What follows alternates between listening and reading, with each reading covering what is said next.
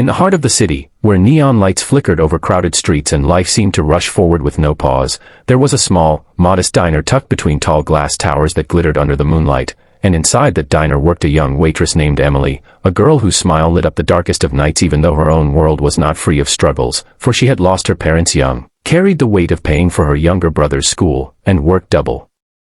shifts just to keep a roof over their heads, and yet she never once let despair show on her face as she served strangers coffee, burgers, and pie with a kindness that made her unforgettable to the customers who passed through. It was a rainy evening when the story began, the streets glistening with puddles, thunder rolling faintly in the distance, and Emily, dressed in her simple red and white uniform, wiping down the counter with tired but steady hands, when suddenly a loud screech of tires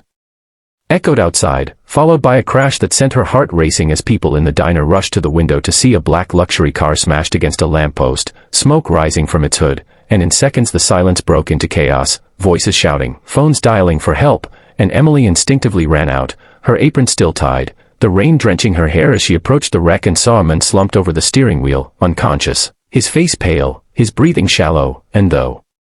others hesitated in shock, Emily's compassion gave her courage and she stayed by his side until paramedics arrived, her hand gripping his cold fingers as if she could somehow keep him tethered to life. When the ambulance came, the man was quickly carried inside, but the medic's words cut deep through the crowd. He had lost a dangerous amount of blood, and if a donor couldn't be found immediately, his chances were slim. The hospital was only minutes away but the urgency was palpable, and without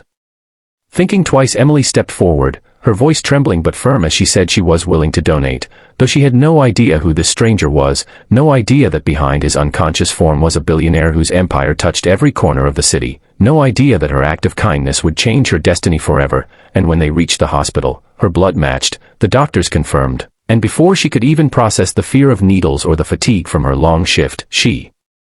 was lying on a recliner, and four in her arm, her blood flowing into a bag that would soon flow into the men who lay across the room fighting for his life, while nurses whispered about the severity of his injuries, and Emily stared at the ceiling, praying silently that the stranger would survive, for though she didn't know his name, she felt an unexplainable connection, as if fate had tied their paths together in that rainy night. The hours dragged on, her body weak from the donation, but relief washed over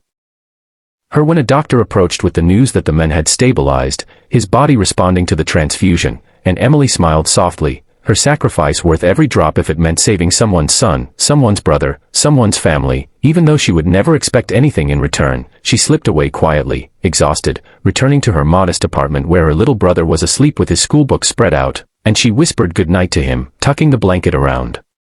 his shoulders, never knowing that the men she had saved would not forget the anonymous waitress whose blood now flowed in his veins. Days passed, and Emily returned to her routine, waiting tables, pouring coffee, greeting strangers with that same tired but bright smile. But somewhere in the city, in a luxurious private hospital suite, the billionaire awoke, his first memory hazy lights and the sound of machines, his second memory a nurse telling him that he was alive because someone had donated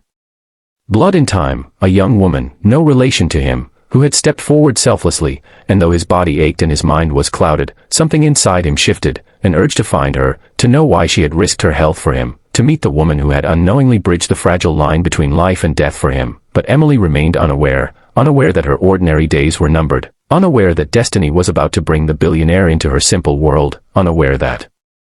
her quiet kindness would soon lead to a moment that would shock her to the core, when a stranger would walk into her diner, not as a customer, but as the man whose life she had saved, carrying not only gratitude in his heart, but something far greater that would leave Emily questioning everything she had ever believed about love, fate, and second chances. And if you want to know how the story continues, make sure to stay with us for chapter 2, because trust me, you won't want to miss the moment when the truth comes out and the billionaire doesn't just thank her, he returns with a proposal that will change her life forever. So don't forget to like, share, and most importantly, subscribe to our channel so you never miss these heart-touching stories that remind us that kindness has the power to change destinies.